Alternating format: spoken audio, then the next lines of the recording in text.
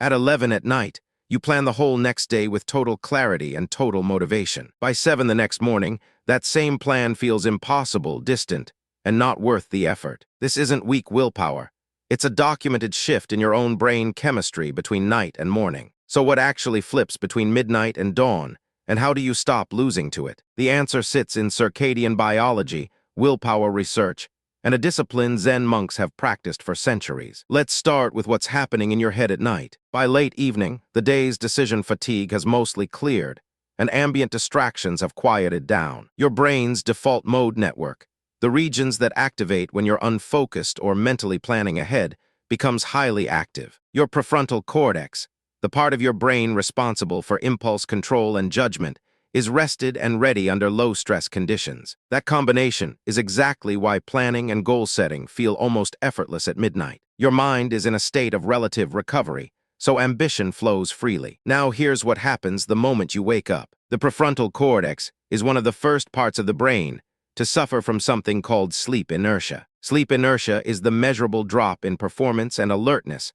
that follows the transition out of sleep. Studies commonly show 20 to 60 minutes of degraded reaction time, working memory, and impulse control right after waking. Cortisol and epinephrine, the hormones that fuel alertness, are still running low in that first hour. Add a deadline, a lit phone screen, and a rushed morning, and last night's plan looks easy to abandon. This is not you failing. This is a documented physiological window where your brain is simply not the same brain that made the plan. So what does Zen philosophy actually add to this problem? Tea drinking in Japan was popularized by Zen monks during the Kamakura period, roughly the late 12th to 14th century, under the monk Eisai's patronage. That tradition built morning rituals around one single act of attention.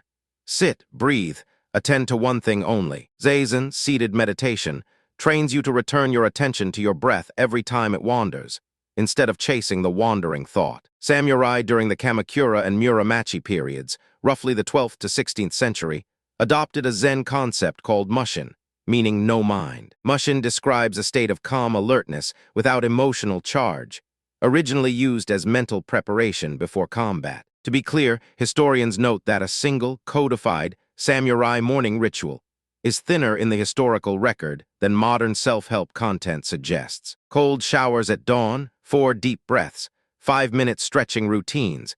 These specific modern prescriptions blend old Zen vocabulary with newer behavioral science. But the underlying mechanism is genuinely old and genuinely proven. Lowering prefrontal load and removing the impulse to chase distracting thoughts is exactly what Zen practice has always trained for. There's also a willpower science angle to this entire cycle. Psychologist Roy Baumeister's ego depletion theory proposed that self-control draws from a limited glucose-like resource that gets used up through the day and refilled through rest. Mid-2020, replication studies weakened the classic version of this effect, but they didn't erase it entirely. Refined versions of the theory now suggest depletion is more about motivation running low than actual glucose running out. Whatever the precise mechanism, the practical pattern holds steady across the research. Willpower is highest right after rest and lowest in the late afternoon and immediately after waking. That means the worst possible time to negotiate with yourself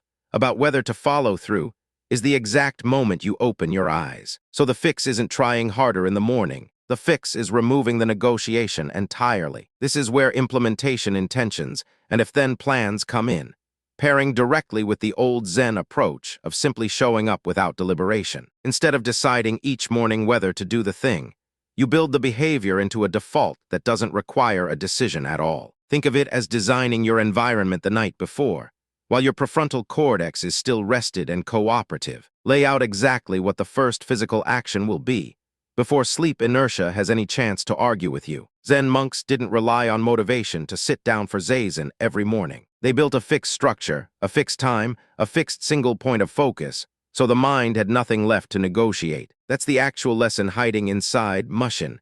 Calm alertness without emotional charge applied to your own mornings. You don't need to feel motivated at 7 a.m. You need a plan built at 11 p.m. That doesn't require motivation to execute. The midnight version of you has a rested prefrontal cortex and a quiet mind. The 7 a.m. version of you is fighting 20 to 60 minutes of measurable sleep inertia and low cortisol. Stop asking the 7 a.m. version to make decisions the 11 p.m. version should have already made. That single shift, deciding at night and simply executing in the morning, is the actual bridge between motivation and action. It's not about willpower at all. It's about timing your decisions to the version of your brain that's actually equipped to make them. Zazen practice, Mushin, and implementation intentions all converge on the exact same point from 3 completely different centuries. Decide once, while your mind is clear, and remove the moment of choice from the version of you that isn't. That's the entire mechanism behind why night you and morning you